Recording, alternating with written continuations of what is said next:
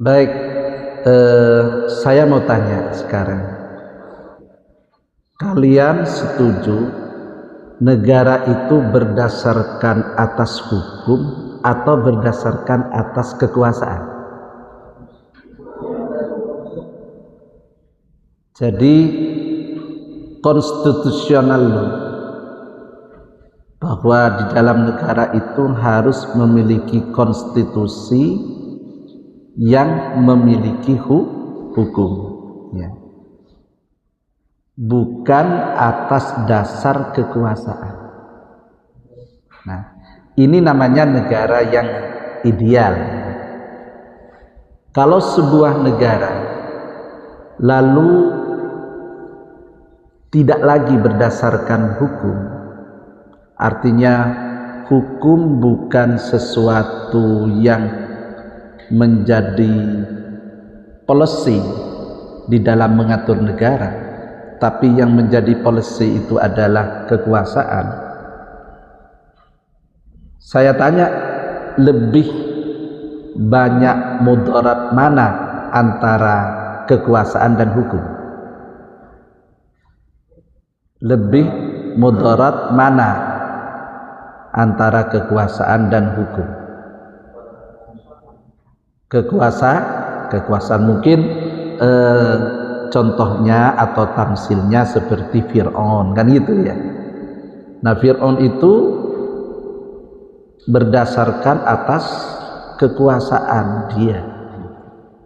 Jadi dia menjadi raja, mengatur sebuah daerah atas nama kekuasaan, bukan atas nama hukum. Nah, dasarnya sebenarnya sudah jelas di dalam Al-Quran. Ini betul. Innallaha ya'murukum an tu'addul amanati ila ahliha wa idza hakamtum bainan nas an tahkumu bil adli. Nah, sungguh Allah menyuruhmu menyampaikan amanat kepada yang hak menerimanya. Nah, di dalam bernegara atau sebuah pemerintahan, orang itu kan memiliki amanat masing-masing. Presiden memiliki amanat, DPR memiliki amanat, menteri-menteri, gubernur, bupati sampai kepada kepala desa itu masing-masing memiliki amanat. Nah, amanat itu tentu di sini harus berpijak kepada hukum. Nah, kalau ada persoalan di dalam hukum itu, maka harus wa idza hakamtum bainan nas an tahkumu bil adli. Kalau di antara pemegang amanat lalu ada persoalan, maka antahkumu bil adli, harus dihukumi secara adil. Nah, ini berarti negara hukum, negara yang berdasarkan hukum. Nah, saya jelaskan tadi, negara ini, negara hukum itu disebut dengan Rechtsstaat. Rechtsstaat itu adalah konsep negara hukum yang didasarkan pada hukum dan peraturan untuk menjamin keadilan bagi seluruh warga negara. Nah, ciri-cirinya, nah, satu, membatasi kekuasaan pemerintah dengan hukum. Jadi tidak boleh namanya penguasa misalnya mentang-mentang jadi bupati lalu sewenang-wenang sampai melanggai aturan atau ketentuan hukum, itu tidak boleh. Yang kedua adalah menjamin perlindungan hak asasi manusia. Nah, pelajaran selanjutnya ini kita akan berbicara tentang landasan filosofi dan secara timbulnya kesadaran hak asasi manusia. Jadi negara hukum itu harus melindungi hak asasi manusia. Tapi bukan berarti hak asasi manusia itu orang hidup sebebas-bebasnya. Orang itu harus tetap berpijak kepada aturan hukum. Kemudian yang ketiga, contoh Reichstag itu adalah membagi kekuasaan. Ya misalnya di Indonesia itu presiden kekuasaannya sampai di mana? Ini presiden sebagai eksekutif, pelaksana dari apa yang telah ditetapkan oleh pemerintah bersama legislatif. Misalnya begini, namanya pembagian kekuasaan. Untuk menentukan APBN, anggaran pendapatan belanja negara, itu tidak bisa dilakukan oleh presiden ansih, nggak bisa. Jadi presiden harus mengajukan terlebih dahulu, dibahas di DPR. Nah, pembahasan antara eksekutif dan legislatif itu kemudian muncul yang namanya APBN, anggaran pendapatan belanja negara. Nah, ini salah satu contoh dari pembagian kekuasaan.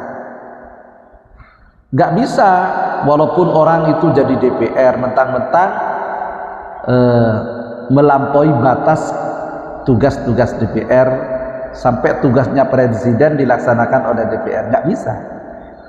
Jadi pembagian kekuasaan itu salah satu ciri dari negara Reichstag, negara yang berdasarkan kepada hukum.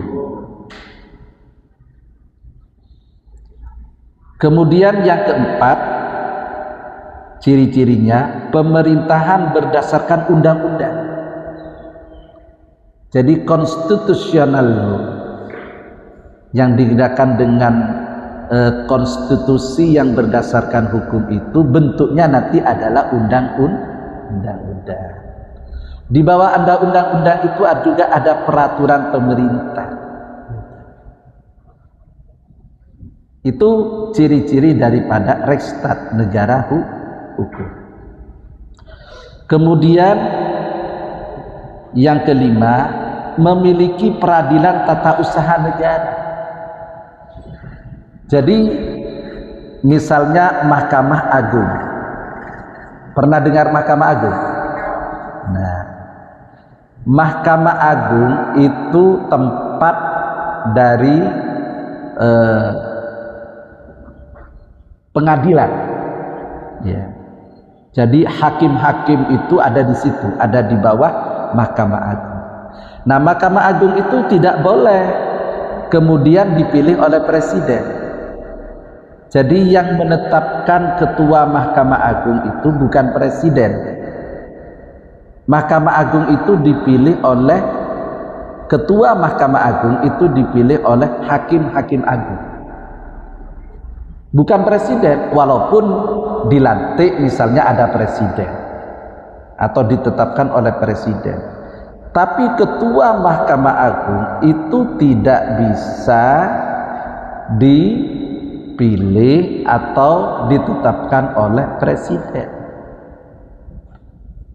Kenapa kok seperti itu? Nah, presiden ini kan sebagai lembaga legislatif. Kalau ada apa-apa, siapa yang mengadili? Bagaimana lembaga yang akan diadili ada di bawah lembaga yang akan diadili? Kan tidak bisa itu. Jadi Mahkamah Agung itu independen. Itu namanya memiliki peradilan tata usaha negara. Sehingga hakim ini harus bisa mengadili atau menetapkan hukum secara adil kepada pihak-pihak penyelenggara negara maupun rakyat. Jadi tidak bisa dikatakan Reichstag, tidak bisa dikatakan negara hukum kalau negara itu tidak memiliki peradilan tata usaha negara.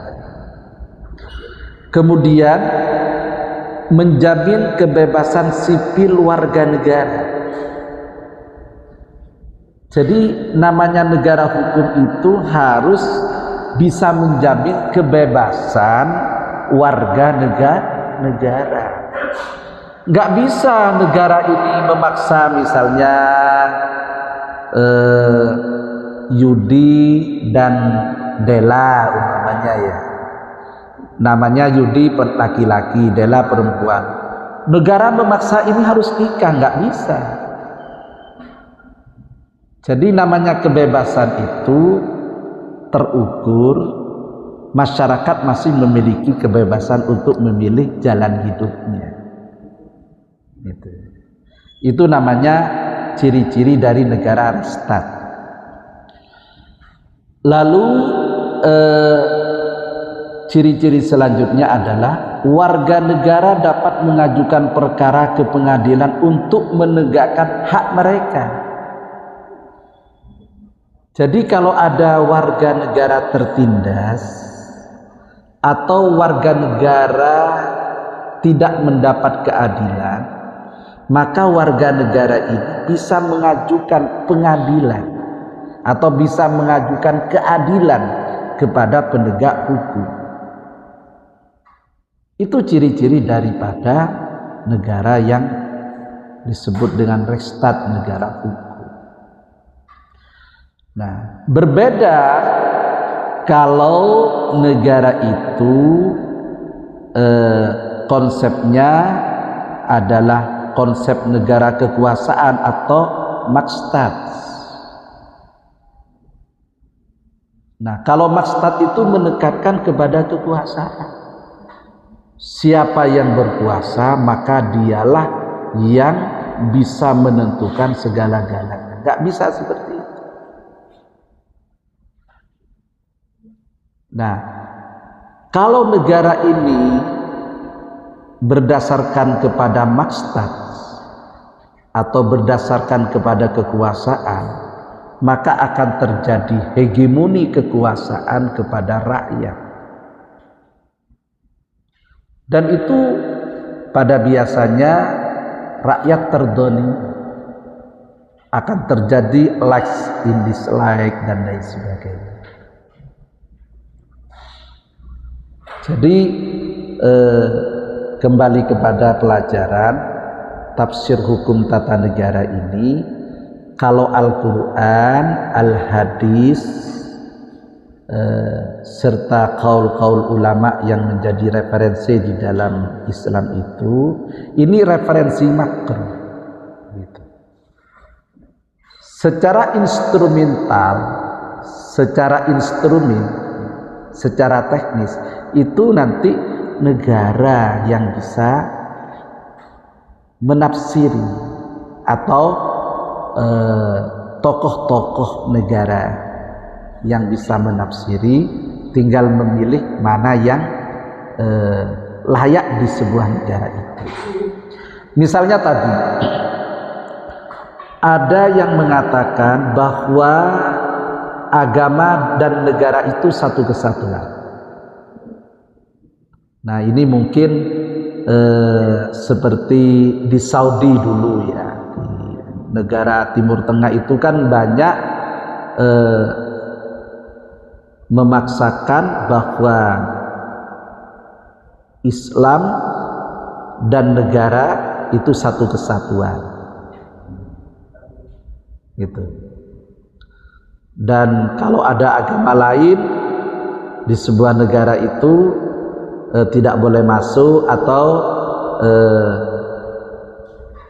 bukan menjadi agama resmi di negara itu, misalnya seperti itu. Namanya negara dan agama itu satu kesatuan.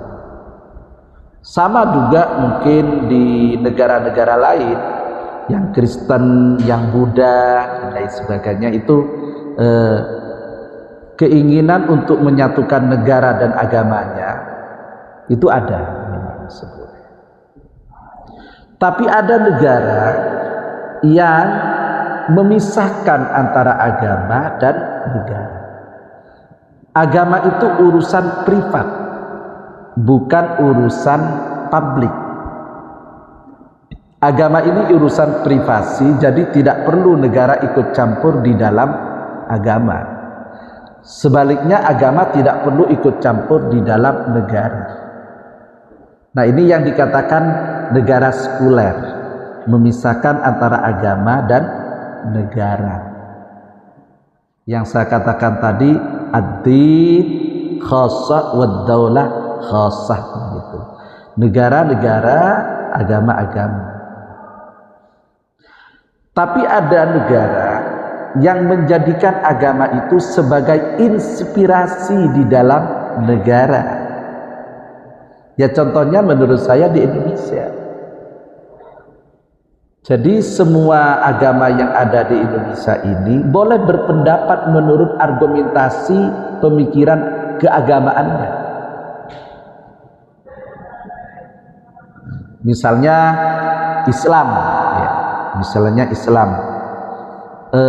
ada konspirasi, ada kompilasi hukum Islam, gitu kan, terkait dengan pernikahan dan lain sebagainya. Jadi agama masuk dalam tataran undang-undang negara. Pemikiran agama masuk di dalam undang-undang negara. Misalnya zakat, infak, sedekah, wakaf. Nah, kan ada lembaga resmi namanya Basnas. Negara punya lembaga amil. Dari mana lembaga ini? Dari inspirasi agama. Bukan berarti menjadikan agama itu sebagai simbol dari hukum negara, itu tidak. Tapi boleh ajaran-ajaran agama disampaikan kepada negara, bahwa menurut agama saya Islam, menurut agama saya Kristen, menurut agama saya Buddha. Sampaikan inspirasinya dari ajaran agama itu supaya masuk dalam ranah publik dan diatur di dalam kesepakatan untuk menentukan undang-undang. Itu namanya agama jadi inspirasi dalam sebuah peraturan negara. Paham ya?